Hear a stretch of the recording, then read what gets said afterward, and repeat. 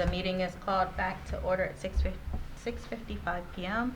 And I'm going to have you all stand so the clerk can lead us in the pledge. I pledge allegiance to the flag of the United States of America and to the republic for which it stands, one nation, under God, indivisible, with liberty and justice for all.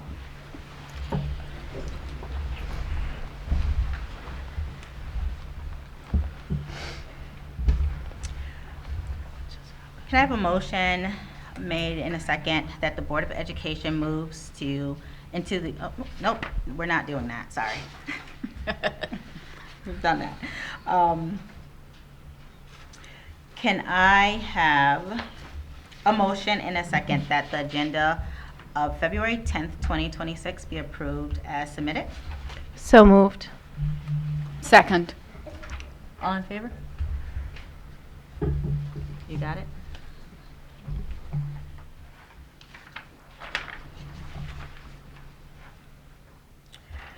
And may I have a motion made in a second that the Board of Education approves the consent agenda? So moved. Second. All in favor?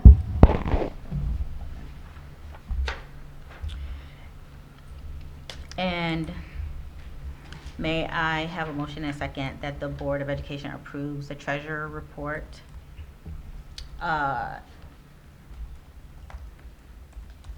ending October 31st, 2025.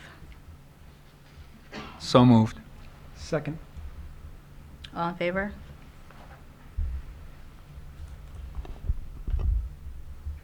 And now we're moving on to transportation, so special reports. Yes. Good evening, everyone. I am going to actually have Dr. Driffill invite and introduce our special report as he oversees our operations. Yeah, absolutely. Good evening, everybody. So as part of our budget development calendar, we always invite Mr. Mike Gala, our Director of Transportation, to come give the board an update regarding our transportation operation. So, Mike, the floor is yours. Good evening, everyone. Good evening. Thanks for having me. Good evening. Just go through some quick slides and talk about what the state of the transportation department is in. Going to start right from the move to the new facility that we're in, which is absolutely beautiful. There we go. 1340 Jackson Road. Our transition into the building went so smoothly it almost was scary. We moved in here during summer school while we had buses running, and I thought that would be a good idea to do so that we weren't going to be surprised with anything come September. And we just, short of some phone problems and internet, as we all know, it just went very smooth.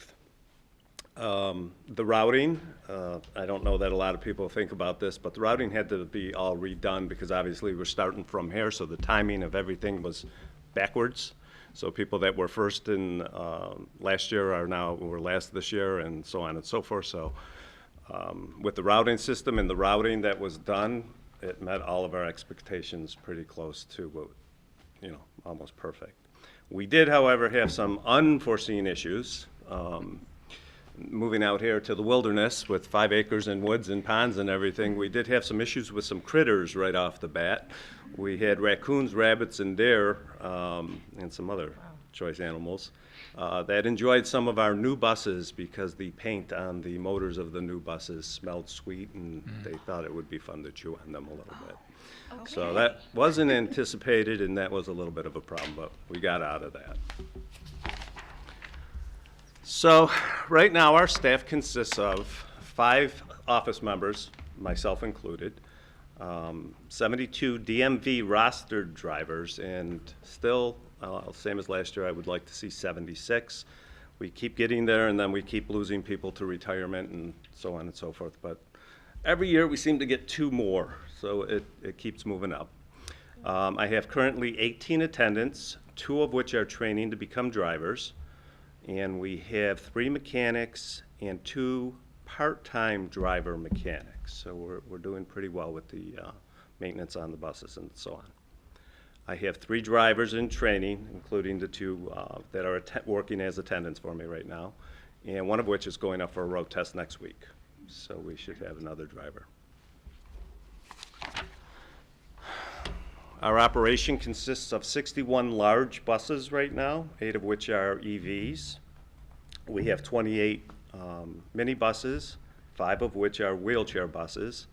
We use 4 of them, and we have to have one always as a backup for whether we have DOT or a breakdown or something like that. So one tends to sit a little bit, but it's there as an emergency. In-district runs haven't changed too much. We have 239 in-district runs. We have 76 out-of-district runs and 52 different schools served. I want to point out anything that you see, and I think there's only going to be 2 of them. In yellow is something we were doing last year, and we had contracted out last year 9 runs, or 9 students with 4 runs to 4 schools that we were using an outside contract company to help us do because we just couldn't do it. We didn't have enough drivers, bus time, whatever. We just couldn't do it. Along with BOCES, who does 9 of the schools for us and is still serving us with 26 students. So BOCES will always be helping us, I think. But we did get away from contract runs, and that was a huge savings for us.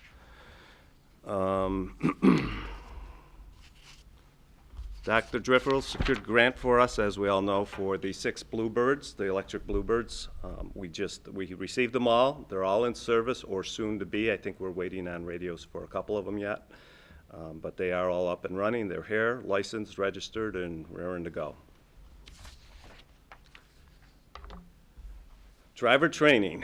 We've added 13 new drivers last year, or between February of last year and currently, and we've lost 10, either through retirement, sickness, or termination. So we're up 3, but we're still not where we need to be. We're driving about 1,147 miles a day, 5,700 of it a week, to cover 39 runs for atypical transportation. And by that I mean outside of the district, and a couple slides a little later you're going to see what I'm referring to here. Some of it is still transported with BOCES, but the majority of it we've taken back. New York State is throwing a new curveball at us. I don't know if anybody has heard this. It applies to all of us, but CDL drivers, it applies to us even more. We're watching the new point system that's going into effect Monday, February 16th, I think it is. We're still training CDL drivers to a regular Class B license with a P&S endorsement, passenger and school bus. And we still do go under the hood, though it's not as intense as it was in years past.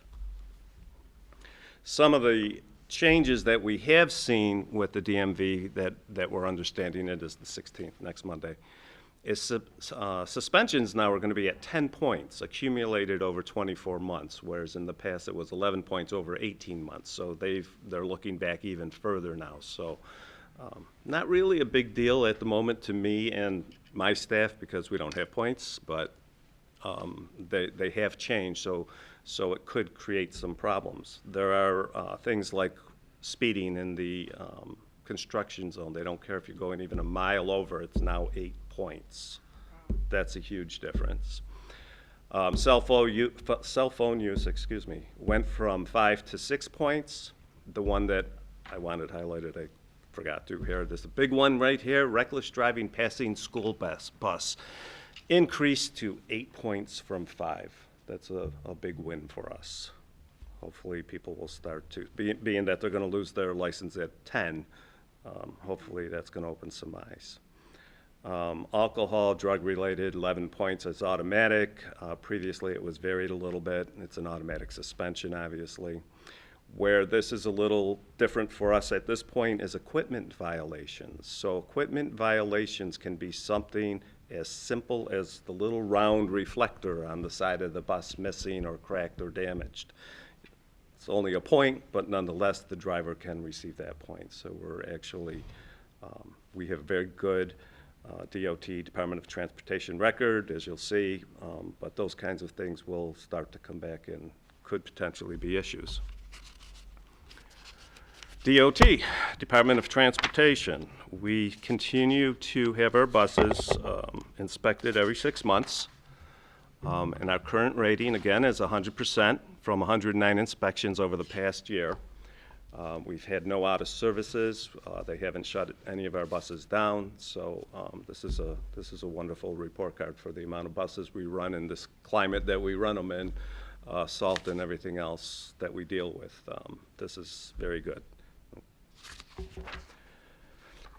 Our durability of these buses. So we've increased our mileage by about 112,000 this year compared to this time last year, which is, we're at 521,000 right now. We have obviously more drivers driving, and we have more students and more miles to cover, basically because we don't have that contract help that we had last year. So we've absorbed it, but it's we're doing it, but it's putting more miles on our stuff. In the next slides that you're going to see, we have it's going to show you various places that we're going, the way we're traveling. Just, it's not meant to be anything other than give you the perspective of what we're actually doing out there. In addition to it, none of this includes athletics or field trips. So none of the mileage or none of the stuff I'm going to show you has got anything to do with that. That's over and beyond. All right, and this is very small, I apologize. We showed last year from 2015 to current 2025 the mileage. We started off at 652,000, and as of last year we're at 848,000 from last or 25, the end of 25 school year. From 24 to 25, that's about a 70,000 mile increase. So it's a significant number.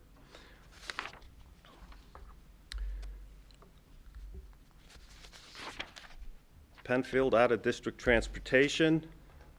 I've showed this over the last couple of times I've been up here. The darker green in there is our district. All this is really meant to show is that we're 11 miles wide and 5 miles north and south. And that's really Penfield district, all right? That's where most of our stuff is at. The outliers are the red circles and the little red dots that didn't get circles. But if you look at all the little green spaces in there, those are all buses running around in our district.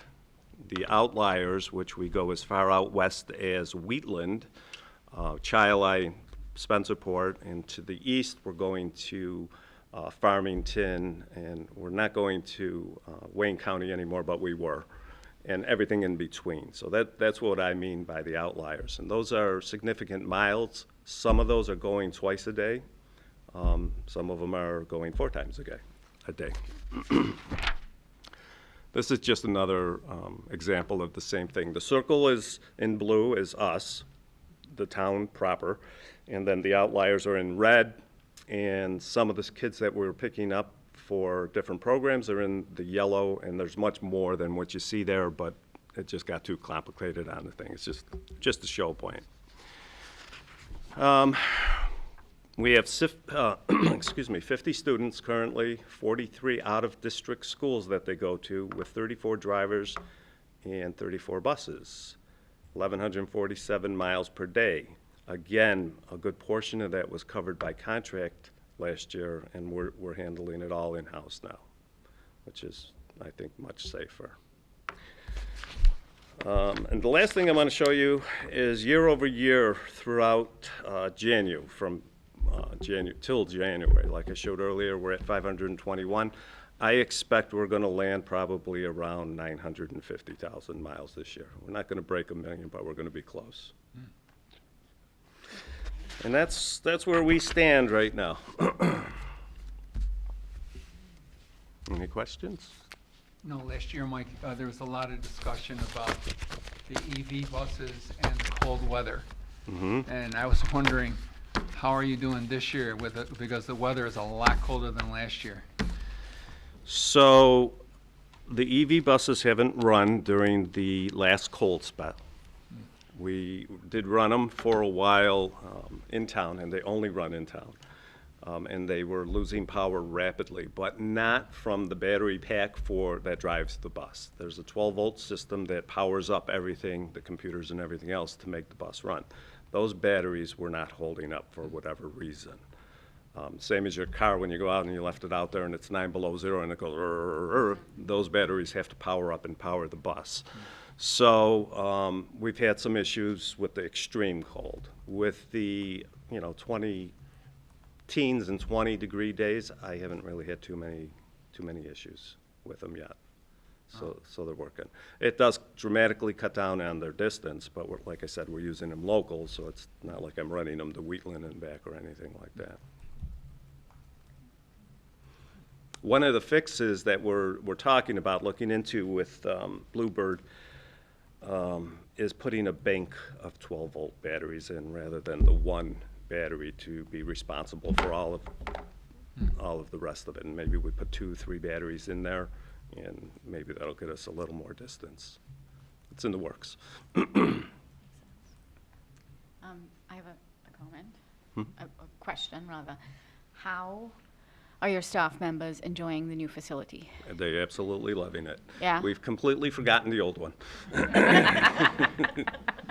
We don't even like to drive by it. Yeah, as you should, as you should. Okay, and how has been the traffic? Because you're further out and you have more space, more room.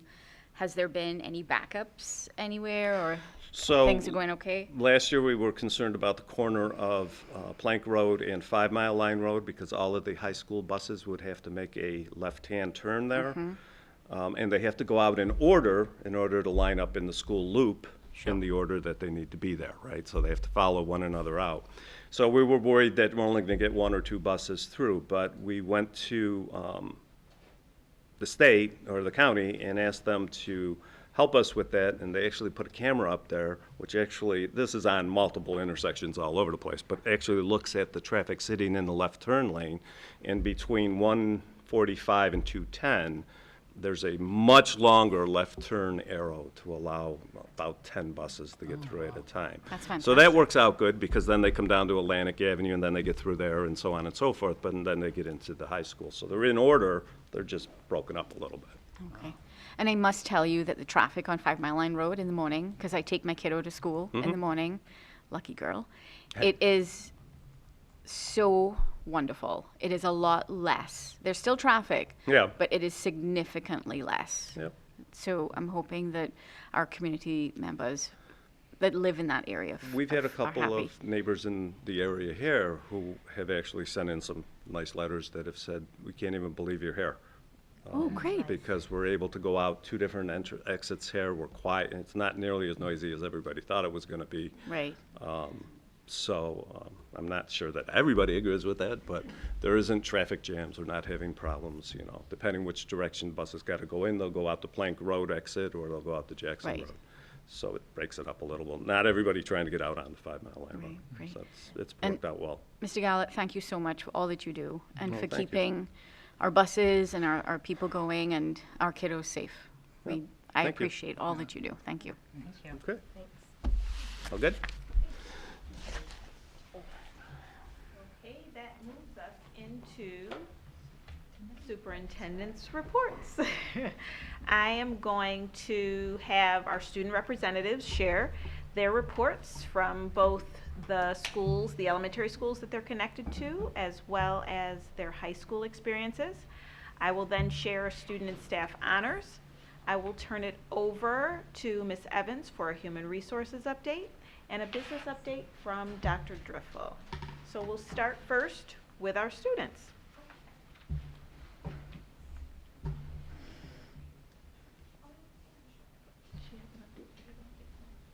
Hi everyone.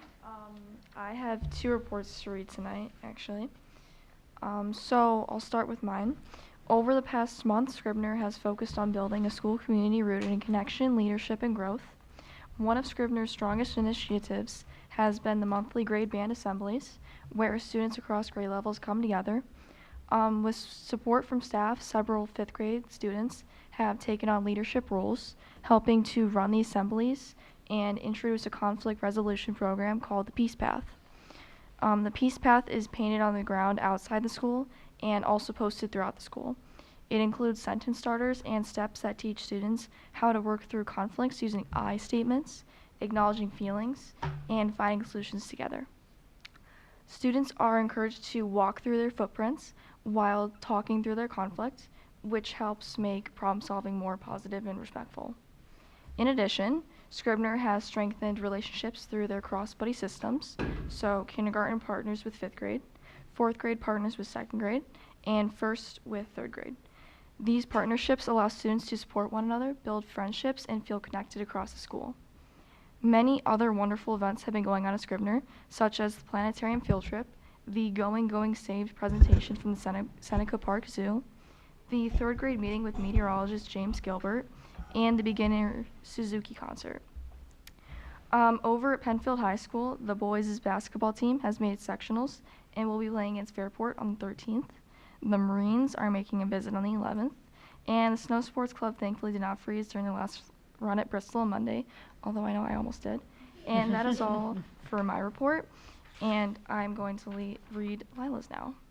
So starting with Indian Landing, this month was filled with some traditions and initiatives. Indian Landing continued their monthly assemblies to celebrate their Partners Pride winners and hosted a Lego and STEM night that brought many students and families into the school. They're gearing up for their Black History Month celebration on Wednesday, February 11th, that will feature local artists and students from Penfield High School's Black Student Union. All are welcome, and it seems like it will be a great night. Over at Penfield High School, they have been going strong at the start of 2nd semester. Many students have been attending winter sports games, and our winter sports have been doing well as we get closer to sectionals. Also, there was an elective fair during all lunch periods to support students in deciding on classes, which was a huge asset for students. Counselors also set times to meet with each student one-on-one and plan out schedules and possible future paths. And that is all for me tonight. Good evening, everyone. I will start my report by talking about some of the things that happened at the high school during January. There have been many field trips for students, taking them off campus, exploring interests together, and connecting through those similarities. This includes Science Olympiad, LCE students at Bolero and Wegmans, Model UN traveling to Syracuse, and visits to New Visions in EMCC. The RIT Start Here art exhibition brought students and families closer together in recognition of PHS students winning awards for their artwork. To show their dedication to students, robotics advisors spent hours at PHS for the 2026 Robotics Competition Reveal Day. Students, mentors, and advisors were excited to watch the live stream reveal and get started on plans for the build season. PHS presented 15 Patriot props to staff during the January faculty meeting. This recognition was presented to teachers, recognizing the hard work and positive contributions to PHS culture. Now I'd like to move over to Harris Hill. This month, Harris Hill had their Walk the Talk assembly with a focus on respect. Students sat with their buddy classes, kindergarten with grade 5, grades 1 with 3, and grade 2 with 4. 3 members of the 5th grade Student Connections team led the assembly and delivered the presentation. Since it is Muslim American Heritage Month, or I'm assuming January was, students took part in a lesson which focused on the book, The Arabic Quote, An Immigrant Story. Students talked about sharing their culture, listening to or speaking a new or different language, how to be an upstander, and learning how certain traditions can hold significance to a culture. The music department hosted their beginners concert as well as their Suzuki Twinklers concert. Both highlight the learning of students and bring families together to hear their students' hard work with their new instruments. The 1st grade team hosted Producer and Consumer Week, which culminates in a day where students and staff are given Stutz bucks to purchase items being sold by 1st graders.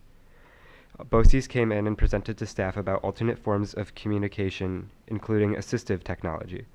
There is a large population of students using AAC, or augmentative and alternative communication devices, and this was a great opportunity for all staff to learn the best way to engage in conversation with device users. Harris Hill started a bus compliment challenge. Students are working to receive compliments from their bus drivers throughout the second half of January through February break. If they earn enough compliments, the whole school will have a dance party the day before February break. Harris Hill would like to give special thanks to the PCSD Transportation Department for supporting this endeavor. Additionally, last Saturday on February 7th at the Country Club of Rochester, me, accompanied by several other members here, attended the Monroe County School Board Association Legislative Breakfast, where we met with local legislators and talked about different ways to approach policy changes. Thank you for investing in the future of the children of Penfield, and I hope I'll be able to continue sharing great news like this as the year progresses. Hello, everyone. I'm going to start with updates from Penfield. Is this working? Okay. I'm going to start with updates from Penfield High School. So at Penfield High School, our seniors wrapped up their public speaking course with their This I Believe speeches. So they shared deeply personal core beliefs shaped by their life experiences with their peers, staff, and family members that came in to watch. It was a powerful reminder that while teenagers might not always clean their rooms, they are capable of reflection and insight well beyond their years.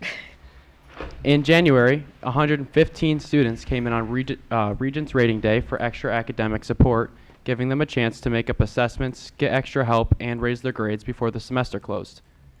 We're also proud to share that PHS earned the College Board's AP Honor Roll Gold distinction, which, are you going to touch about that? You touch on. Okay.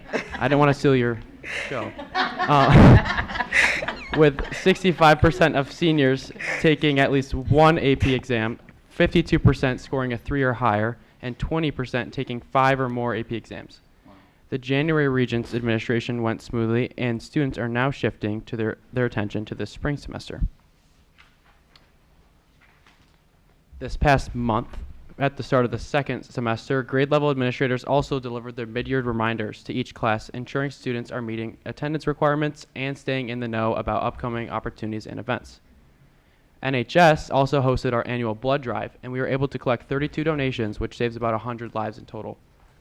We're also, I didn't put this in here originally, but we're also competing against Fairport this week, and we're collecting toothbrushes for people in Belize, and we're going to count them up at like the boys basketball game and announce a winner. So that's exciting. That's awesome. In the Superintendent's at Student Advisory Council, we started pitching project proposals to Dr. Potter and the rest of the council Shark Tank style. We only got through one though, so next month I'll have more information to share about our student leadership. Speaking of Shark Tank style, our 4th grade project challenged students from Cobbles took on a Shark Tank unit, creating products and business plans to pitch to a panel of teacher and administrator sharks, who had the very serious responsibility of deciding whether to invest or say that they're out. Also from Cobbles, the school decision-making team and building cabinet focused on making lunchtime positive and manageable. Through call and response routines and visual cues, students have been better able to regulate their noise level and enjoy lunch together. Students also celebrated Muslim American Heritage Month through the project LEAD by sharing announcements that educated the school community and made students feel recognized and valued. Families were also invited for an official launch of Cobble's 5th grade drama club, which will perform an Inconvenient Squirrel in April. Cobbles also hosted a beginner's concert, a Suzuki concert, family-inclusive field trips, and professional learning with Mr. Kevin Marriott, Director of Professional Learning, who introduced staff to Microsoft Copilot's new Teach feature. To top it off, Dream Lab classrooms welcome visitors from a neighboring district who left very impressed by our students' creativity and innovation. I also have updates from Bay Trail. At Bay Trail, the focus this month has been strengthening connections. The Restorative Practices team have been reaching out to families of students who experienced disconnection from school due to suspension, medical needs, or attendance challenges. This outreach supports Bay Trail's school action plan goal of building stronger partnerships with families and ensuring their voices help guide the work moving forward. Bay Trail also demonstrated incredible generosity by donating over 800 food items to the Penfield food shelf. As winter weather continues, Bay Trail is extremely grateful to our buildings, grounds, custodial, and maintenance teams who are working overtime to keep the sidewalks and entrances safe. And finally, kudos to the Bay Trail Best Buddies program for their annual Bean Buddies Cafe, where students served staff as baristas and cashiers, spreading caffeine and joy while raising over $200 for their cause. That's all I have to share for this month. Thank you. Awesome. Thank you. I just love hearing our students and share out about all of the wonderful things that are happening across our district in each one of our schools. So thank you. Thank you for sharing this evening. And so now we're going to dig into some more student honors. So Penfield High School students Melanie Flowers and Jaden Kane have been named as finalists for the 2026 Princeton Prize in Race Relations. So exciting news, and so proud of that. I'm so proud of them. We also have Penfield art on display. Student and teacher art on exhibit at RIT and Nazareth University. I'll give you a second so you can take a look at all of that art on our screen here.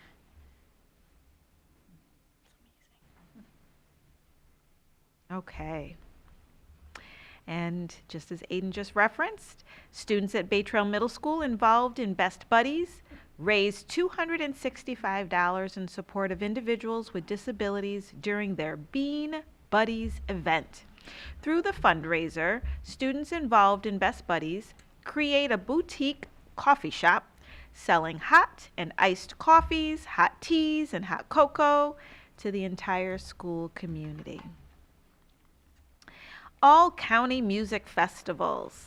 90 Penfield students were selected to participate in the Monroe County School Music Association all-county festivals being held at the end of February and throughout March. 4 students were also selected as alternates. Give you a second to take a look at all of our students across all levels in our district. I know.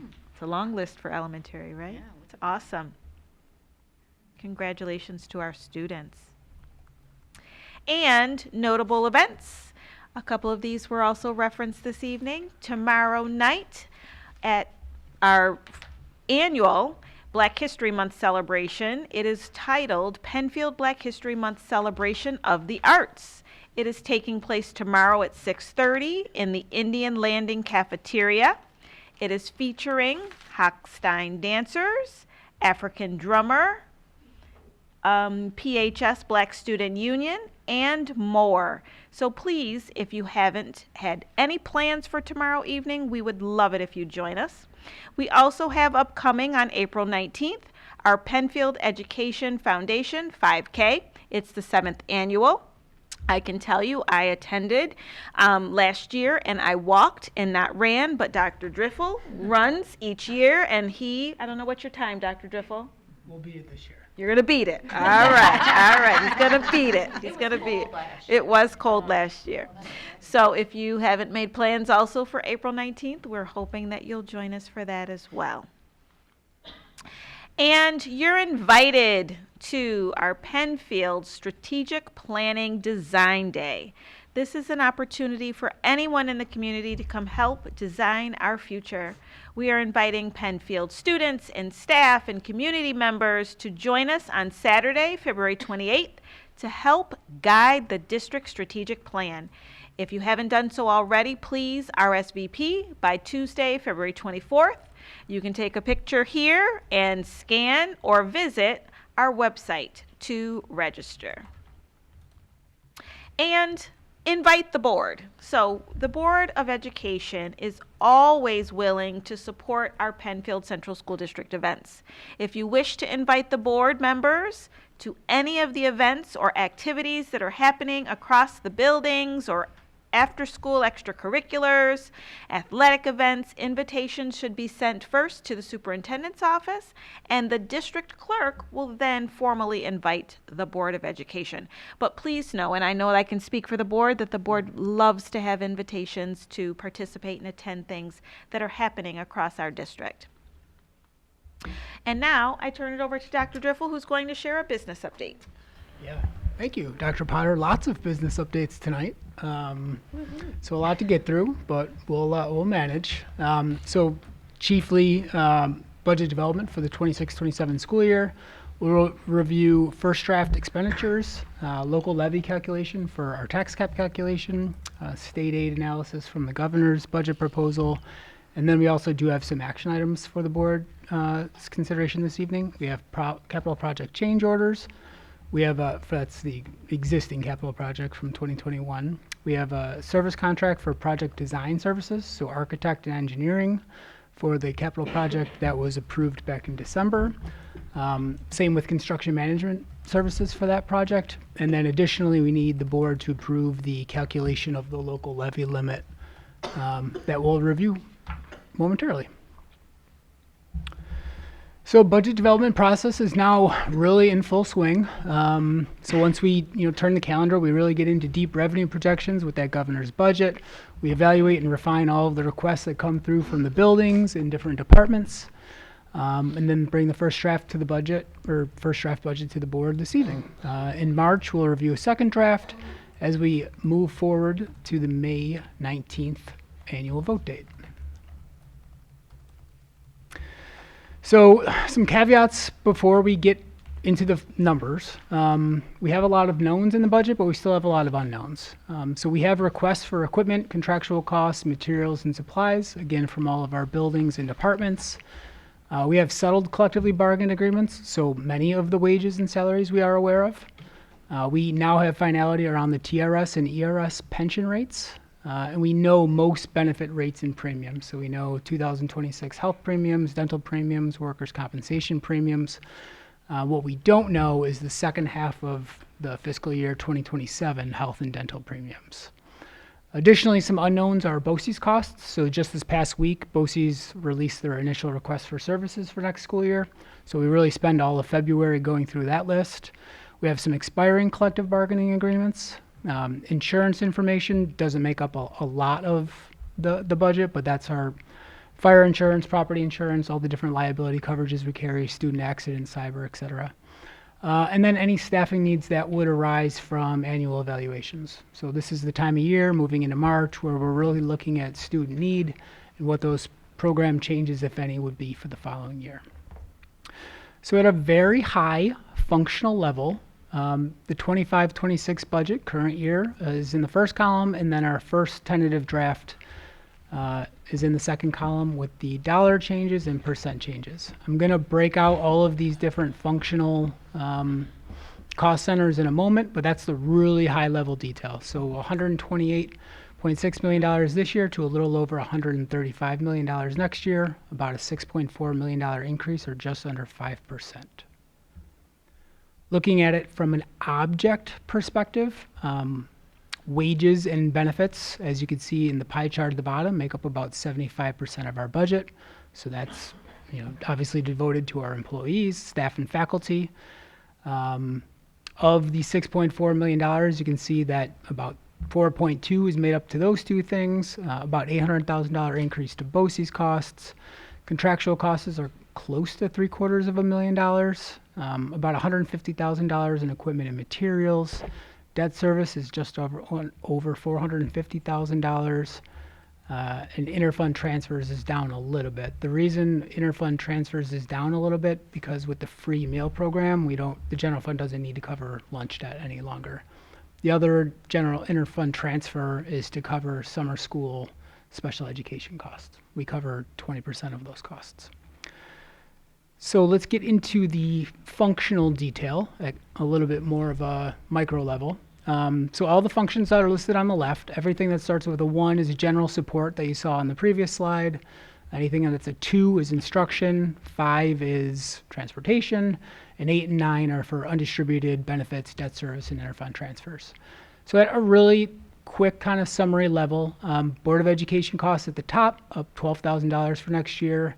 That's just related to costs for the annual vote and election, district clerk, any training required by the Board of Education, material supplies, production of these meetings, those kind of things. Central office is the superintendent's office, the business office, the HR office, and the communications office. So there are 2 additional FTEs that we reviewed back in our December meeting in that. Otherwise, it's just contractual increases and inflationary adjustments. Central services we'll fully review at our March 3rd meeting with Mr. George English, our Director of Facilities. But what that looks at is our operations, our maintenance, our security. So it looks at the custodial, all of the utilities for the district. The big jumps there are on the utility side, and then there are 2 additional FTEs for security. Particularly when I say utilities, electricity is the big jump. Electricity costs have almost doubled in the last 4 years for the district, as electricity alone now makes up over $1 million cost. Special items is BOCES administrative costs that we have to pay on behalf of Monroe and BOCES as a component district, and it also is where the district insurance costs are housed. Moving to function 20, that's instructional administration. So that is Dr. Maloney's office, curriculum instruction. It's Ms. Pérez's office, the Office of Educational Services, all the directors and administrative assistants that work in those offices, plus all of the main office in our schools. So the principals, assistant principals, all the clerical folks that work there, training material, supplies, so on and so forth. 21, teaching school, is our general education program. So up about $900,000 there. Special programs makes up special education costs and occupational education costs. So that includes all of our in-district self-contained classrooms, related services like occupational therapy, physical therapy, speech. It also incorporates out-of-district placements, so BOCES placements, not only for special ed, but for the EMCC, those occupational, vocational training opportunities there. Instructional media are our school libraries and our school technology.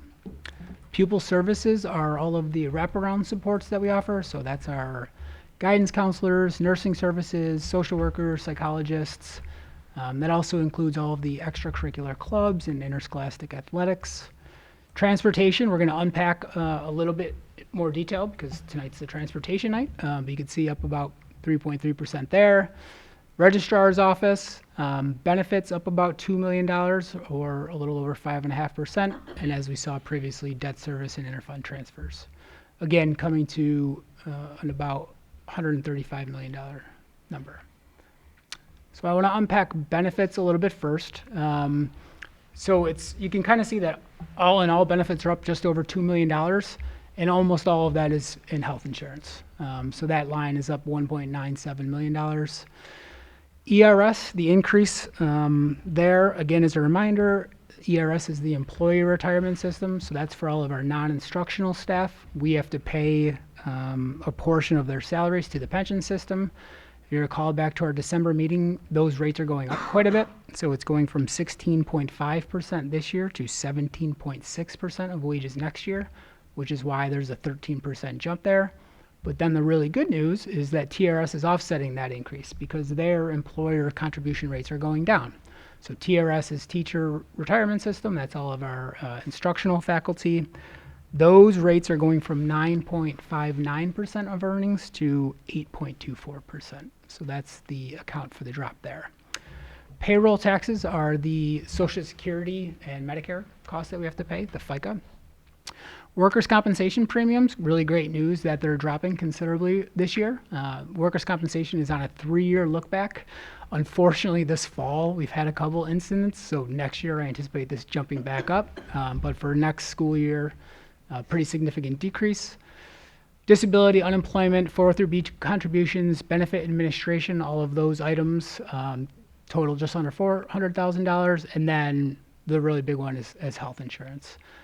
So that line now makes up over $25 million of our budget alone. So that does include healthcare insurance for our active employees and for eligible retirees as well. Significant jump, again, another 8.5% jump for next year. So all up, all in, benefits up about a little over 5.5% for next year. Let's dive into transportation. So, I mean, kudos to Mr. Gala. Again, as you heard from him earlier, we have not had to rely on a contracted transportation run this year, which is amazing. We're halfway through the year because in the last 5 years we've been heavily reliant on contracted transportation. And like he said, it's safer to have our people. Families know us. We just have more faith in our drivers than we do outsourced transportation.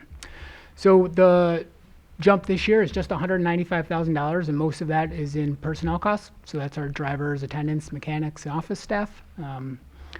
You can see the drop in contractual costs there reflects a reduction in budget for contracted transportation. There are increases otherwise, but that's the reason for the drop. Material increase just is tires, oil, things like that, gas going up. Bus garage increases $17,000, but 28% year over year. Obviously, this was a new building, so we were really estimating what the garage costs were going to be based on a per square footage basis. But now that we're more than a half year in, we have a better sense of what those costs are. So bumping up that budget a bit. And then, as Mike said, BOCES has been a great partner for us in transportation. So we're continuing with those services for next year, but not anticipating an increase in utilization. So the budget is flat. Mike did not discuss our planned bus purchase for May. So we'll be looking at adding 14 buses in the May vote. So that'll be 9 large diesels and 5 actually small gasoline there. So the large diesels, one of which is going to be a coach style bus. Don't get too excited because it's not like a charter bus per se. It's still a yellow bus, but it has some unique features. We're planning to use it for out-of-district runs, weekend things, when teams go to states. We've had a lot of trouble coming up with charter buses, coach buses, ensuring that they're properly certified, giving us the proper insurance paperwork. So it'll be good to have it, and we also anticipate we might be able to rent it out to our neighboring school districts to use for those purposes as well. So essentially they have fewer seats. They have more storage both underneath the bus on the side, but also in the bus in the overhead compartment. They have an upgraded suspension. Essentially, it rides on like an airbag, so it's like a much smoother ride. So I don't know who the lucky driver is that's going to get this on a daily basis, but we're really excited to experiment with this and see how it goes. It does not include a toilet. That was one of the questions that came up, because if we're going to use it as a yellow bus, we're not able to do that. It's out of spec. So the 8 standard large diesel buses are $183,000 each, and the upgraded bus is $228,000. The 5 small gasoline, as I mentioned, 4 of which are standard, $124,000 each, and then 1 wheelchair accessible bus, which is just on $150,000. So $2.3 million total purchase for the 14 buses. This would come out of the bus purchase reserve. Because it comes out of a reserve, it requires voter authorization. All of these would be fully aidable at our current transportation aid rate of about 74%. So that is cost information. Let's pivot over to the revenue side, starting with local property taxes, which are governed since 2011 by the local levy limit formula, sometimes known as the tax cap formula. It looks very complicated, but it really is just like a slow, easy math multiplication and addition. So we start out with a prior year levy. We add in the tax base growth factor for the district. So that's all permitted growth in the community. I'll go through our full calculation in a moment. But once again, we had really strong growth in the Penfield community. We add in any pilots receivable. So pilot, as a reminder, is a payment in lieu of tax. That's an agreement made between the County Industrial Development Agency to give a tax break to new business to spur as an incentive for them. We multiply by the allowable levy growth factor, which is that CPI number, the inflationary number that is capped at 2%. Inflation for calendar year 2025 was about 2.7%, but because it was over 2%, it'll be capped at 2% in a moment, as we'll see. Subtract out any pilots receivable, add in any available carryover. We did have carryover again this year because in the last 5 years we've been significantly lower on our levy than what our cap was. So I'll show that in detail to get to our tax levy limit, and then we don't have any further exclusions. So here's what it looks like for us. The current year tax levy in the community was $72.9 million. We add in a tax base growth factor of a little over 1%, which is really significant. It was one of the highest in the region again this year. We add in the prior year pilots of $186,000. We have 4 active pilots. That brings us to $73.9 million. We multiply by that 2% inflationary allowable growth factor number. We pull out any pilots for the coming year, which is $200,000. We add in that $850,000 of available carryover to bring us to a final amount of $66,067,287. It would represent a $3.1 million increase in revenue, or 4.33%. At this point, we're not coming forward with a recommendation for the board to consider for the tax cap, but this is the actual amount that we can levy, only requiring 50% approval. If we decided to levy over this amount, we would require a supermajority, which is 60% in New York State of voters to approve. If you think back to our budget goals, guidelines, factors document, typically we've been under this, as I'll show here, and that's a commitment that we're certainly going to try to uphold for next year. So in this tax cap era, like I said, back legislation in 2012, you could see the levy cap, what we had available to us by way of the calculation, and then what the school district levy increase actually was. For the first 10 years or so of the program, we levied really closely to the amount that we could, the cap. And then in the last 5 years, we've been significantly below, with 2 years at 0% levy increases in the 21-22 year and 23-24 year.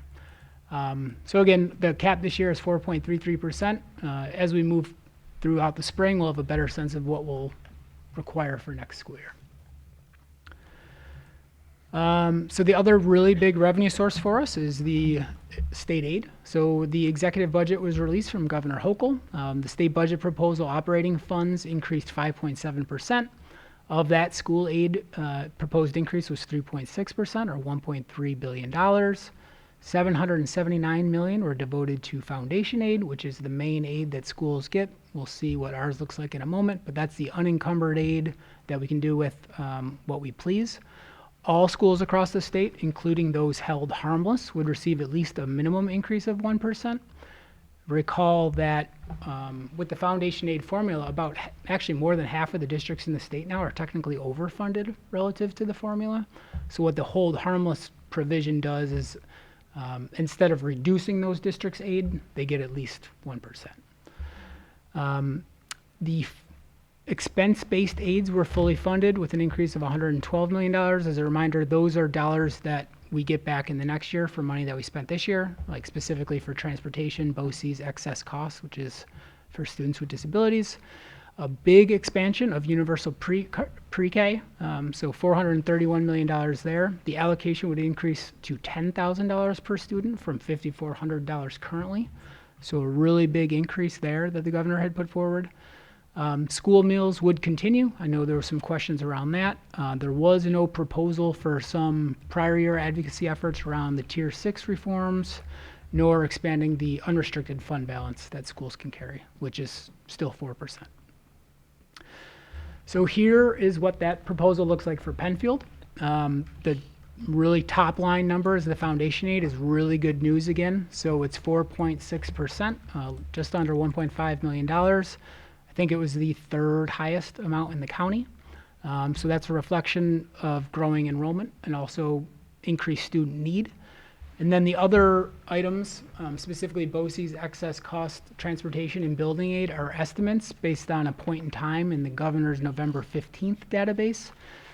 BOCES shows as significantly down, but I actually suspect that that'll be higher to current year, about $4.1, $4.2 million, just because we haven't reported all of our BOCES costs yet. So that'll actually end up being higher. Excess cost aid is a reflection of student need, so that's our students with disabilities. Instructional material aid is just one-to-one grant dollars for our students. So that's money for textbooks, library materials, software, and hardware. That increase just reflects a small enrollment increase that we had. Transportation, unlike BOCES, I actually suspect is overstated here. I think that'll come down closer to where it is in the current year, closer to $5 million. And then building aid does not factor in the final cost reports for phase 1 of the project, the building that we're in now, that we filed in December. So that building aid number will actually be significantly higher. I think it'll be closer to $4.5 million.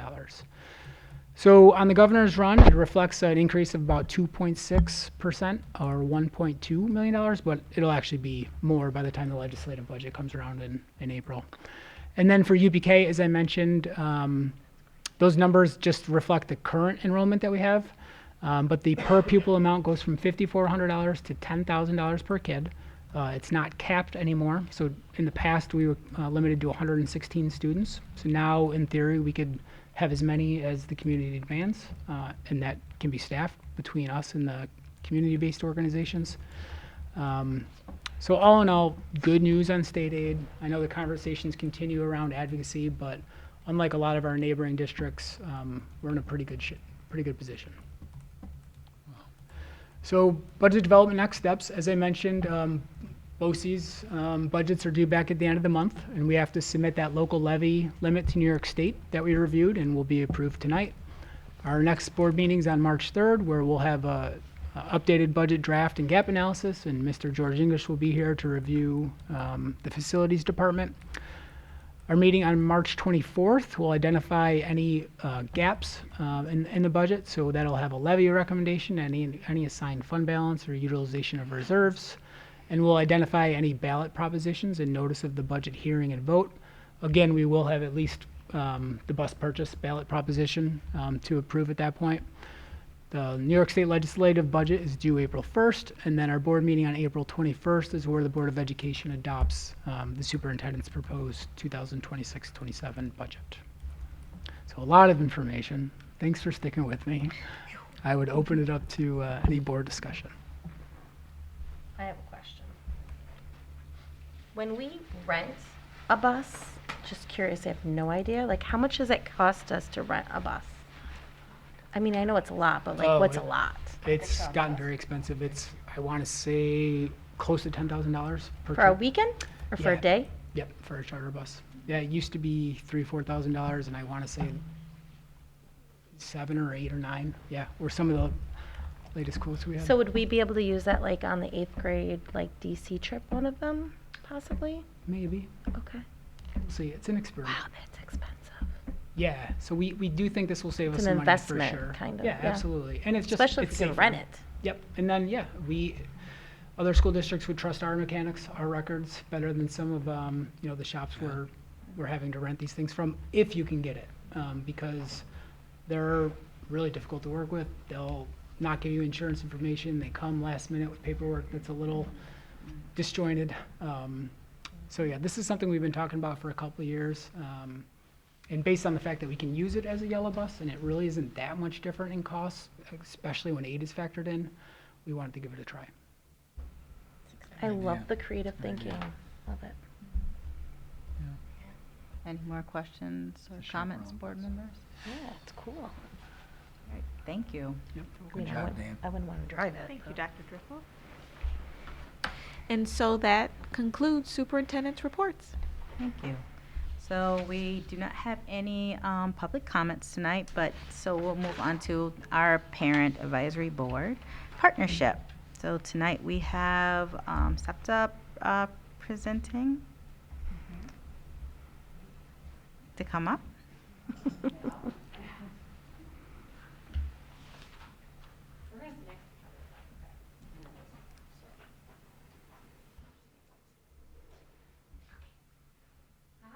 Hi, Hi. welcome. Okay, hopefully you can all lean in, right? Go first. Okay. Good evening. Good evening. My name is Becca Johnson. I know most of you. I serve as president of Penfield SEPTA, our district-wide special education parent-teacher association. We want to thank you for the opportunity to provide this parent advisory board update tonight.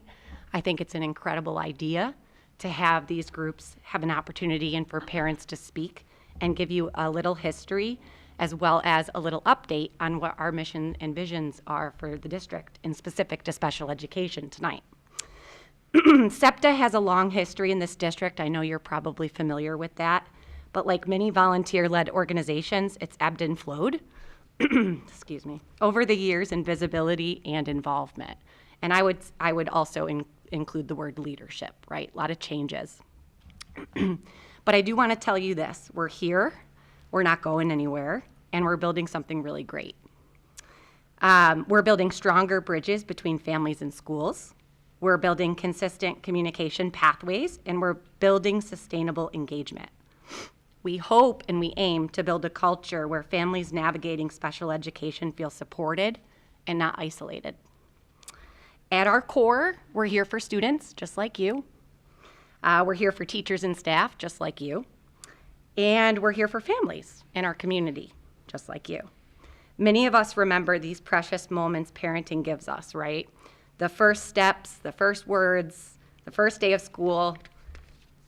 And many of us, especially in the special education community, remember the moment our child may have received a diagnosis, or the moment we were told our child may need services or additional support.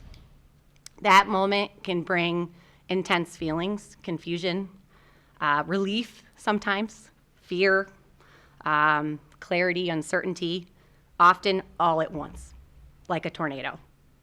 And in those moments, families are not just looking for services, they're looking for partnership, they're looking for community, they're looking for reassurance that their child will be supported at school, at home, and then obviously in the greater Penfield community. Because nobody should navigate special education alone, and that's really been our mission, and what we've been loud and clear about this year. SEPTA exists to advocate for, of course, but also to support students with disabilities and diverse learning needs, while partnering with families, teachers, administrators, yourselves, and community members. We're also working intentionally to expand our awareness that we're able to support any family within the district, not just those currently in one particular building. I also want to make sure that people understand that SEPTA, and you all understand that SEPTA includes supporting preschool families in our community, families transitioning from early intervention services from the county, homeschool families, and those children who may be placed out of district. If you're part of this district's community, we want you to know that you belong in SEPTA. Over the summer, our new leadership team, including Amanda and myself, prioritized visibility and outreach. We did a ton of work over the summer months. We attended community events we were invited to attend. We had a lot of connections because of our families' support networks individually, and we had a lot of passion. So we wanted to get the word out about SEPTA. So in our first year, bringing back SEPTA, we were able to distribute a district-wide survey and had some incredible feedback, probably from our visibility at those events and being able to get the word out and the buzz going and the PR around SEPTA and the fact that we exist. I don't think a lot of people knew what the acronym was until this summer. And if you did know, you may have had a preconceived notion as to what SEPTA did or doesn't or did serve. We distributed that survey and we asked what's working, right? Where are families feeling disconnected? How can we serve you better? That listening work continues to this day. We're still listening. We're trying to make sure people know we're listening. But families have contacted SEPTA, as you know, with concerns around safety, communication. Sometimes it's on things like evolving systems with a lot of changes in the district, and then how that impacts our students with disabilities. I'm almost done. We believe safety conversations must intentionally include consideration of those learners and integrated support structures, which is why you saw us actively involved in our safety discussions this year. We remain committed to working collaboratively and have continued to work collaboratively with district leadership. We are just hoping that our systems can continue to be proactive, well-communicated, and responsive to those diverse student needs. Our advocacy is not reactive. We're always going to be very proactive. We have to be for our kids. And we would just respectfully ask the board to support our request for the district to continue to try to streamline those communications and information sharing with parents and families, especially with our parent advisory groups, specifically the Parent Advisory Board. Hence, this opportunity to speak has been so well received for PAB. I was just at the meeting last night. We're all very excited about the opportunity, so thank you. Students with disabilities need diverse systems and deserve systems that are not only compliant, but accessible, inclusive, and streamlined. Families deserve clarity and support. You know this. Educators deserve collaborative partners. SEPTA serves as that bridge for the board, for the district. We can be that bridge. We'd like to be received as being that bridge. And I'll turn it over to Amanda because she's going to talk succinctly, hopefully, on our growth and vision because we're doing some big things. Thank you for the opportunity. So thank you, Becca. My name is Amanda Shantz, and I serve as the Secretary of SEPTA. This year, SEPTA has focused on building consistency, accessibility, and meaningful engagement across the district. We are seeing measurable growth. Our attendance at our meetings has more than doubled. We reached our required membership numbers by early fall. We have established relationships with each building's PTA, strengthening collaboration across the district. We have also intentionally connected with SEPTA and CPAC leaders across the district. We've met informally to learn from one another because we cannot operate in just a single bubble. Our students and families deserve support modeled on best practices, and best practices grow when communities share ideas, successes, and lessons learned. We can learn from each other. One of our most impactful incentives has been the return and expansion of our SEPTA speaker series. More importantly, the topics are not chosen in isolation. They are what families asked for. Through our district-wide survey and ongoing feedback, families told us that they wanted support in these areas: emotional regulation, executive functioning and organizational skills, supporting diverse learners, strengthening home and school collaboration. We then work to bring in experts from our own community, professionals who understand our district, our families, and our students. We have dreams of bringing in nationwide and even worldwide expertise. We have a panel coming up on Wednesday, tomorrow. Oh no, that's next month. March 11th, that's the panel, okay. We have another meeting tomorrow, which makes it confusing. 7 o'clock on March 11th, we have a panel coming up. We hope that you'll consider attending in person or virtually. The topic is how to approach IEP or 504 meetings, and consists of local providers, district staff, parents, and more. SEPTA continues to offer graduating senior scholarships to students who have navigated special education services, volunteered, and are moving forward into the next chapter of their lives. Looking ahead, we plan to expand our support to include financial grants for teachers and staff who are implementing inclusive practices or seeking classroom resources to better serve diverse learners. We also hope to fulfill accessibility-focused wish lists when a teacher, a speech therapist, an OT, a PT, or other related service providers submit a request that advances inclusion and equitable access for students. This year, we have successfully initiated, led, and helped to support the district in bringing back the TIES program. Although it has not yet officially launched due to staffing, we believe structured peer inclusion programs like TIES strengthen belonging and connection for students with disabilities and benefit our entire school communities.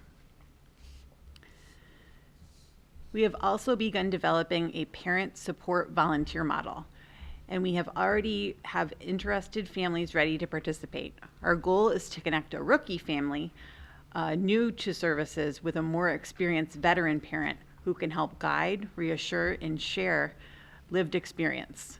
Sometimes the most powerful support is simply knowing someone else has walked the path before you. We dream. 100%. Okay. I was like, what's happening? Cheering you on. I agree. We dream of launching programs that partner our broader community with our classrooms, our lunchrooms, our libraries, our playgrounds, our gymnasiums, our after-school activities and partnerships, and even our summer programming, ensuring that these spaces are accessible, inclusive, and collaborative for all students. Inclusion is not just an academic goal. It is about belonging in every space where children learn, move, gather, and grow. In addition to formal programming, we have begun hosting informal parent meetups. These gatherings provide a space for connection, shared experience, and mutual support. We are also exploring the return of our district-wide hybrid special education resource and book fair, an event designed to connect families with service providers, community organizers, educational tools, and literature focused on inclusion and diverse learning environments. This would not be a fundraiser. It would be a resource-driven event grounded in education and support. SEPTA is not a fundraising-focused organization. While membership helps sustain scholarships and programming, our long-term hope is that SEPTA becomes more fully integrated and supported within district planning and communication structures, primarily supported by school parent-led boards, the district, and community partnerships, recognized as a consistent advisory and educational partner for the Penfield School District. We also, or we believe our fellow PTO, PTA, and PSA organizations, PTSA, sorry, wrong. So many acronyms. So many, yeah. There will not be a quiz. They benefit from what SEPTA provides. When we offer speakers, resources, and guidance around inclusion and disability awareness, it strengthens every building community. Our vision is collaborative, not siloed. As outlined in our mission at PenfieldSepta.com, SEPTA is committed to empowering families, supporting educators, advocating for students with disabilities and diverse needs. When families feel heard and informed, trust grows. When trust grows, collaboration strengthens. When collaboration strengthens, students thrive at school, at home, and in our community. We are here, and we look forward to continuing our work together. Thank you for your time and continued partnership. Thank you. So thank you, guys. Before I turn it over to board members for any questions or comments, I just want to say that as just someone who utilized services as a kid, and then having also a child with a disability that graduated from this district, I just understand just how important it is to have these additional supports in the community for parents, because that navigating the system can be extremely hard and challenging. I also know that Penfield is one of the best districts in terms of supporting students with learning differences and disabilities. With that being said, so I'm excited that you guys have brought this back, because I know you said it was not, yeah, it was a little stagnant for a while, but it sounds like you guys have a lot of different things that you want to do and have a great vision for where this can go and what this can do and how you can support parents in the community. So I know you mentioned it a little bit in your when you were speaking about the website, but I just wanted you to give an opportunity for anyone that's watching or individual that's here to be able to find you guys. So where can folks find you? We're grateful to have some infrastructure thanks to working with Jamie Naple, Director of Student Services and Specialized Programming, I think is her full title. Did I get it right? No? Close. Man, I'm getting there, swinging a miss. But with Jamie's support, we also have some infrastructure, and so we're able to be found online. PenfieldSepta.com is our website. I think it's pretty up to date. We're doing a really good job of, we actually have a partnership with St. John Fisher College Prima, which is their marketing firm of students that have donated their time due to our relationship with Melissa, but also our relationship with St. John Fisher College. I actually ran Prima when I was a student there. I'm not going to tell you how many years ago because it ages me. But I will say that that student-led body has been advising us on social media support, has been giving us some ideas, is even helping us with event planning coming up this spring. So we've been selected as their nonprofit, and I think that's incredible, and it should have been in our speech, so forgive me. Yes, well, congratulations. But a lot of partnerships, and I will say we're on social media. The two were on our Facebook and Instagram. I can't get into the TikTok world. Maybe you kids one day can offer an intern They can to find help the us links with that. to your Facebook and your Instagram Yes. through the website? Yes, they can. Okay. Everything's right on that website, and we're just the handle at Penfield Septa. It's pretty easy. You can't miss us. So, Okay. and we appreciate other PTAs and PTOs, and the district continues to share our meetings, our events on Instagram stories. We really appreciate the partnership to get the word out to those families. And again, it's not just families of special education. We want to be inclusive because our resources are open to all. These are things like executive functioning. We joke that it helps our kids learn to brush their teeth. And we're like, thank goodness there's somebody teaching us that this shouldn't be so much of a struggle for any kid, right? Yeah. So tying their shoes, executive functioning seems to be a big one. Emotional regulation is another. Those have been our hot topics in the fall. Thank you. But that's us. Board members, any questions? or I have a comments? couple questions. I just want to echo also that this is such important work, and really glad to see that it's happening. You mentioned the survey, and and you've said a couple things about emotional regulation being a big topic and stuff. But was there anything that really stood out in the survey that parents just long for in terms of support? This book fair seems to be something where people came together in the past and has a long history.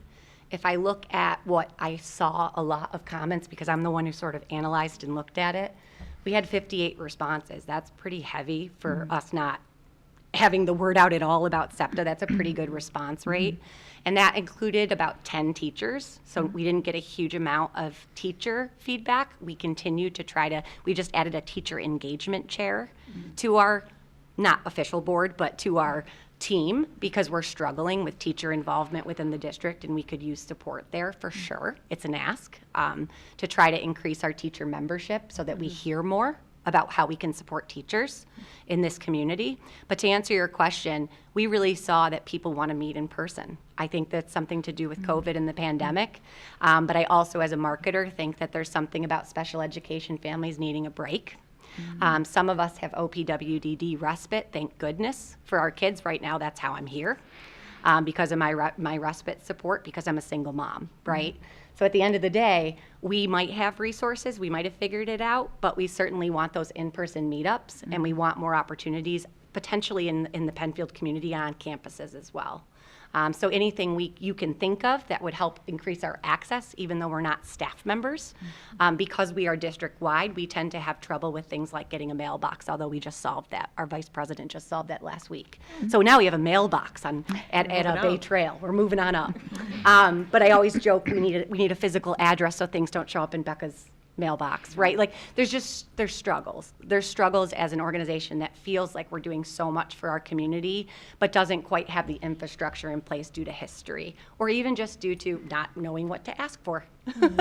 So that's a big one this year, and we're looking at operating budgets and asking the PTOs and PTAs to actually contribute a $500 amount from their PTAs and PTOs, because guess what? That's what other districts do. That's how SEPTA's funded. We are not going to be a fundraising organization. That's not our vision. That's not our leadership's vision right now. So as we're in place, we don't expect to ask the community for money. We don't expect to fundraise. That's really not our point.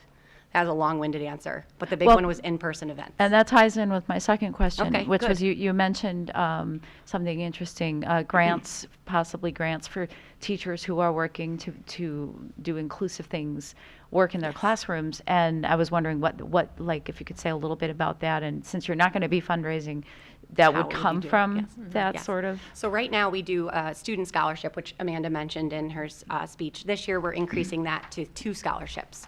So we have a current budget, right? Thank goodness we have a budget. See, I'm laughing because I'm being very transparent with you. We didn't walk into a budget. We just walked into a bank account and said, why do we have money in it? How do we spend this? What are we doing? So frankly, it was a little mess. We're really proud that we have a treasurer that has helped us work with other PTAs and PTOs within the district to mirror their budgets, but also not to operate as a fundraising organization. Our dream, we've shared with Dr. Potter, is to actually become more advisory and more supportive and more like a CPAC, like Rochester City School District has. We've met with them informally. We'd like to eventually transition to that model, although we would lose all of our funds due to Genesee Valley PTA rules. So we have to be very mindful about timing as well as how we're spending the money in the next year. So we're working with other treasurers and we're getting guidance. But that's sort of a tricky situation for us at the moment. What else did I forget? Did she ask me a question that I didn't answer? Probably. So there was just the budget you end up with. We end up with the teacher the grants for so like teacher So we inclusive. end up with this able to grow our scholarship for sure, right? We're able with the contributions from PTAs and PTOs, but we also looked at community partnerships. We're like, there's definitely parents and teachers and folks in the community that have graduated or had kids graduate through this district that would want to support us. So how do we fiscally do that? How do we set up our infrastructure so we can take donations? So we're looking at that 501c3 status to maintain, but we don't want to operate like a PTA. And we're very transparent, hence why we're up here saying all of this. But we also want to be able to do wish lists. And one of the biggest ideas we had, but we sort of pressed pause on for now, just at the beginning of the year, we were talking about inclusive books, right, in the libraries, and potentially helping fulfill sensory room requests or sensory items that aren't being fulfilled. We have OTs that aren't district employees that are working at BOCES that potentially can't figure out where to get their items they need for their kiddos, swings and things like that. And we want to be that bridge. So I keep using that analogy of a bridge, but that's truly what we aim to serve as. And I think our vision from the leadership and all of the parents that keep showing up to our meetings, that's so cool to see. The same teachers, the same parents continue to come back. Means we're helping, means they are invested, but we have to find more ways to get more people at the table, including community members. So we are looking at a broader reach for next year and a big vision for fulfilling wish lists with supports from PTAs and PTOs, which we have not had. So we have not had those donations like other districts model and do. And our goal would be to do like OT wish lists, PT wish lists, and we want to serve as a connector to the Education Foundation that gives out grants. And when there's a gap where they can't fund, we want to be able to fulfill that grant. Because we know one example this year that wasn't funded, and we were very sad and disappointed that that wasn't funded. It was a very cool driving, for example, I'll just get to the point. My daughter's terrified of fires, terrified of the color red, terrified of the lights that are red. That's a very neurodivergent thing, but that's her specific issue. An event like the one that was proposed that wasn't funded at this time, that we'd like to eventually be able to fund something like this, a tangible example, is this event where they were going to bring in, for very minimal budget, $1,500 was the proposal, not a lot of money, and I'm speaking on her behalf. Her name's Alice Malella. She's at Scribner, and she's in a 12-1-1 classroom. She's a teacher, and we really wanted to support her and find $1,500 for her to do this event. And it's things like that SEPTA can truly tangibly get their hands around and ask the community to fund if we can't find other ways within Penfield to fund something like that. But again, she'd be bringing in fire departments to make kids feel safer in a parking lot at Penfield High School, right? With resources and building. I'm not doing it justice. If she was here, she would. Yeah, she would. But that's the specific examples of the things we feel disappointed that we haven't had the funding to be able to fund. And when we aim to fix that problem, right? We aim to say yes to those needs, ideally. Thank you. That Yeah. is super helpful. Okay. Appreciate all of your work.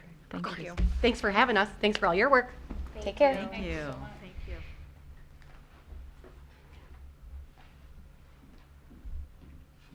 Now we're going to move to change orders.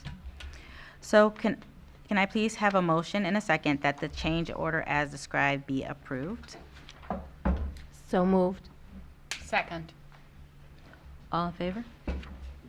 All in favor, none opposed? And then the architecture engineering service resolution. Can I please have a motion and a second that that resolution as described be approved? So moved. Second. All in favor? Oh, we do ayes and, We have to do ayes. oh, We just say yes. we're doing, we need to do, No, you because we did that. Yeah, okay.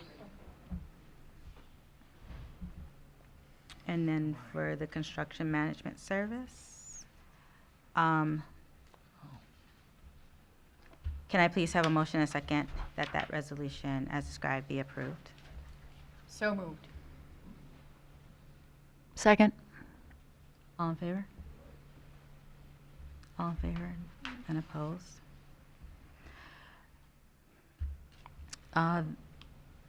Resolve that the Board of Education of the Penfield Central School District hereby approves the submission of the tax levy limit of $76,067,287 as calculated in accordance with the guidance set forth by the state comptroller, the Commissioner of the Education, and the Commissioner of Taxation and Finance. The tax levy limit represents an increase of 4.33%. May I have a motion and a second? So moved.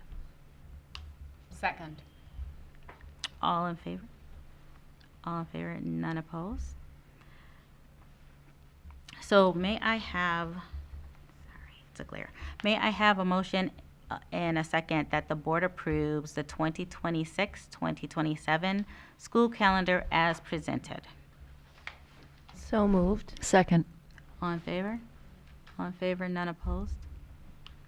And now that brings us to the Monroe County School Board Association committee meetings.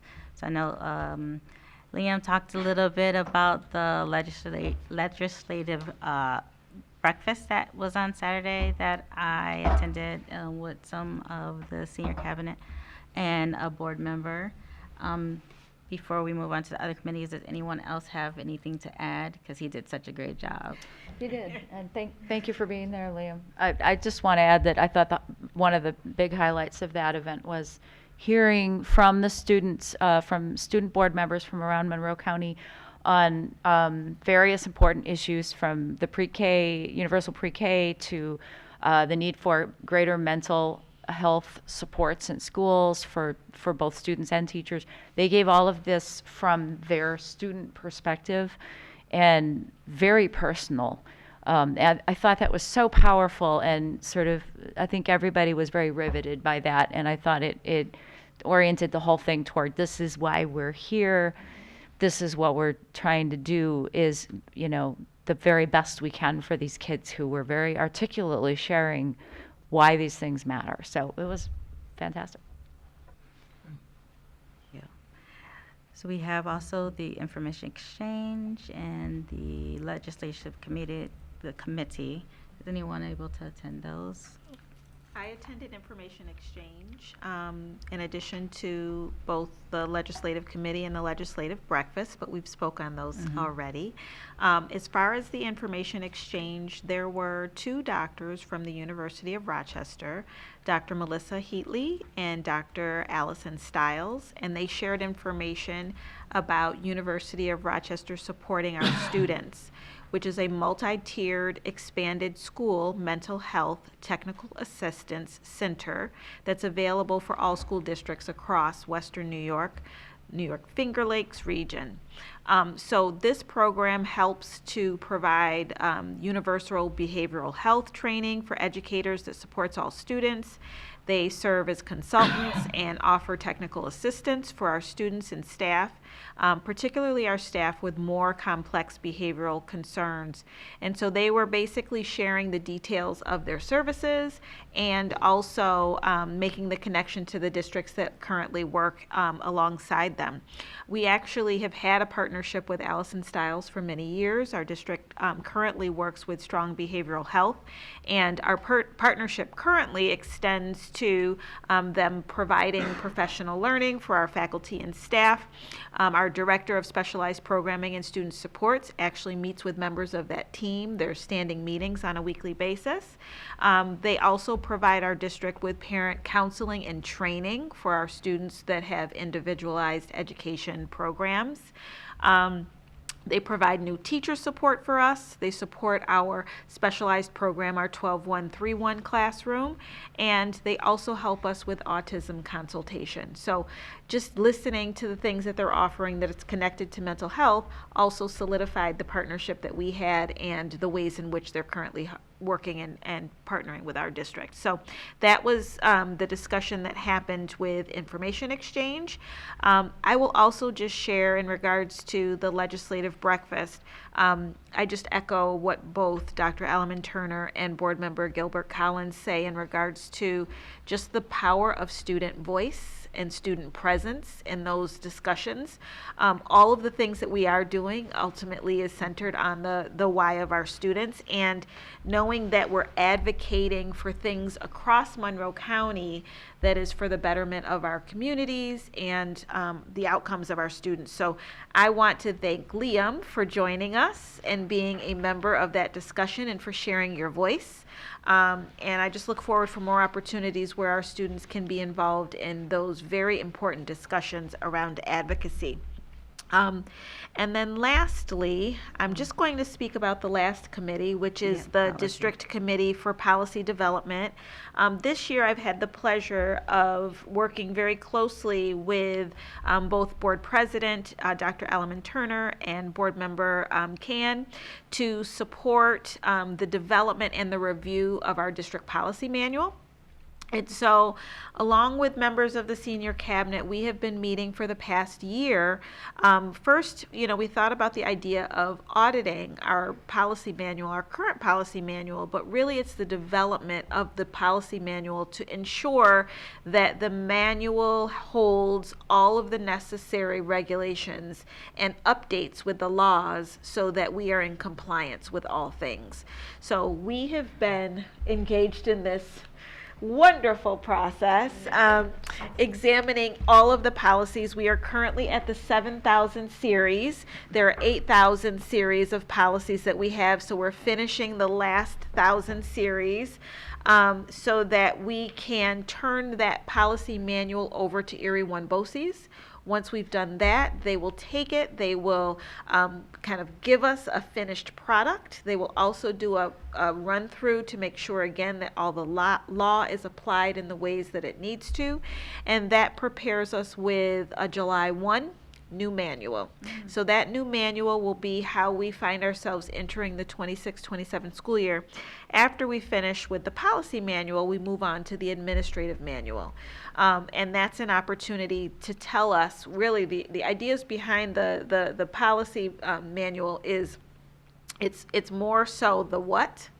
And then the administrative manual is how. How do we implement those policies? So that's really for our administrative team, for our educators. It's the internal components of how are we actually walking through and implementing those policies. So to say all of that and share with you, it is a work in progress, but it's probably the most important work I feel that we're doing because the policies help the board govern and lead the district.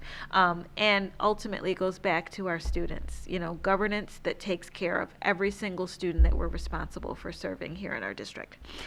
So that's kind of where we are with our policy development.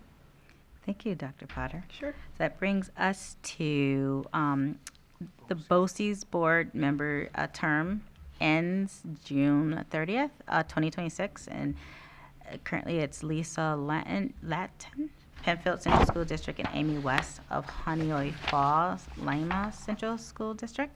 And so the BOCES board members are elected by their component member boards. This year, the BOCES administrative budget vote is April 21st, 2026. So just for the community to note. And also board candidates. So 2 of the 7 board seats are to be filled in the elections on May 19th, 2026. So the term of the Board of Education members of Dr. Aaliyah El-Amin-Turner and Ms. Krista Khan will expire June 30th, 2026. The term of office for the board member is a 3-year.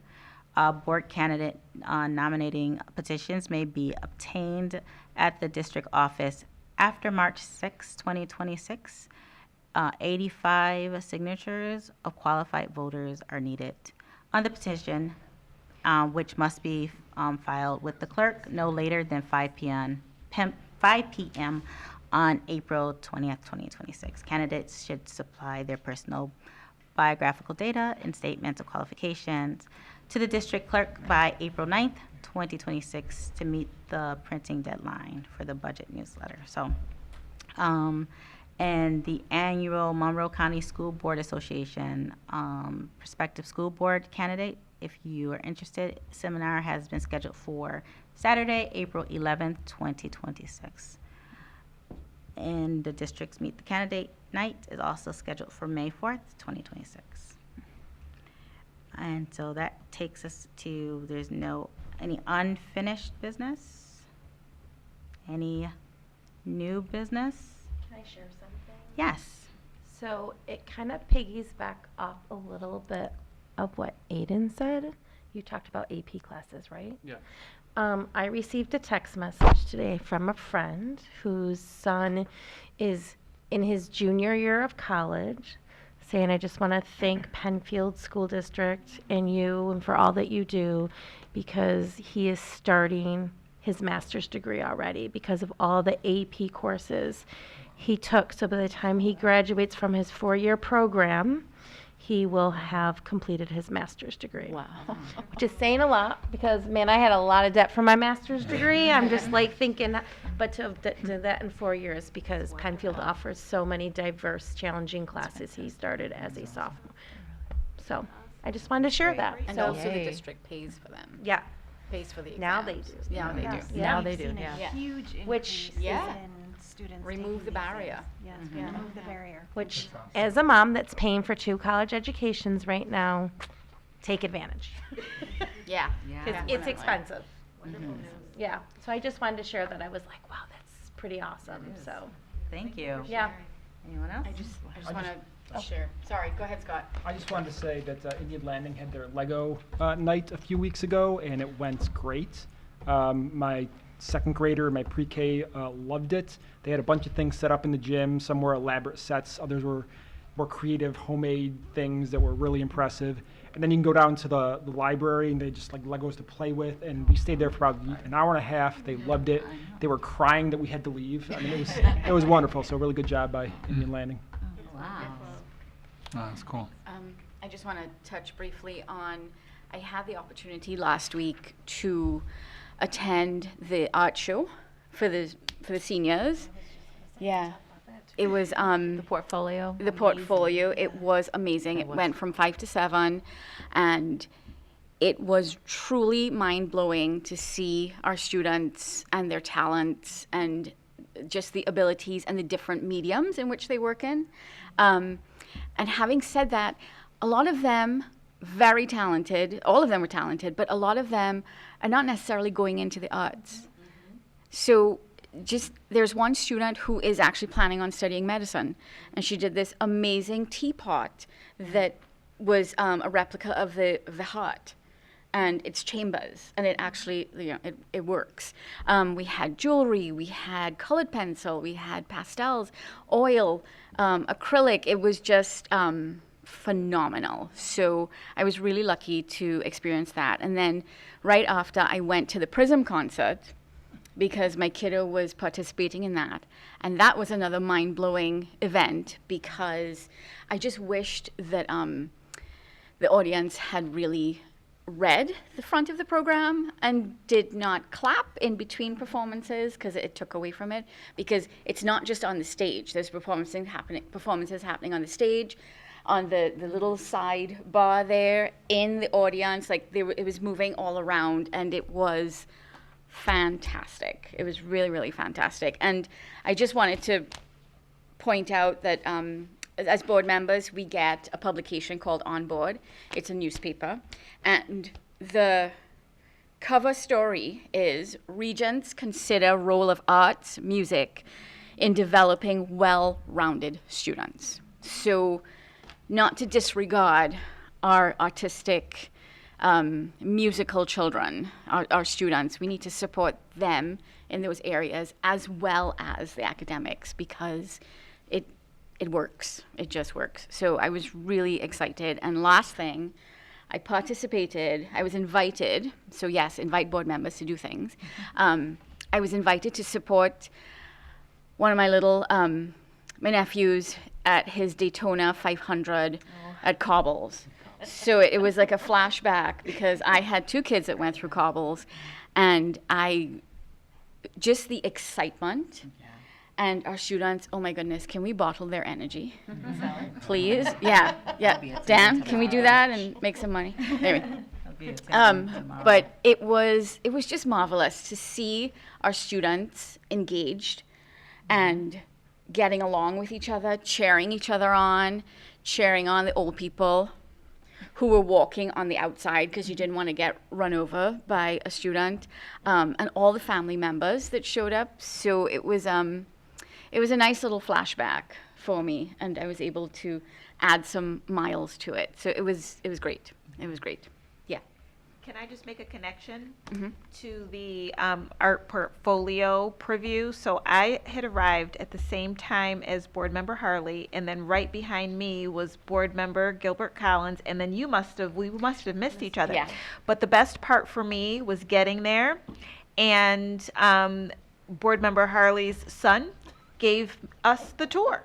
So he walked us all around to each one of the locations that we had a little map, and the Yeah. map told us where to go. I think that was like the highlight of my week, being having your Finishing son. wrestling practice Yes. and standing right next to you. That was. It was wonderful. That was wonderful. And being our tour We need guide. to get you out more often, Dr. Potter.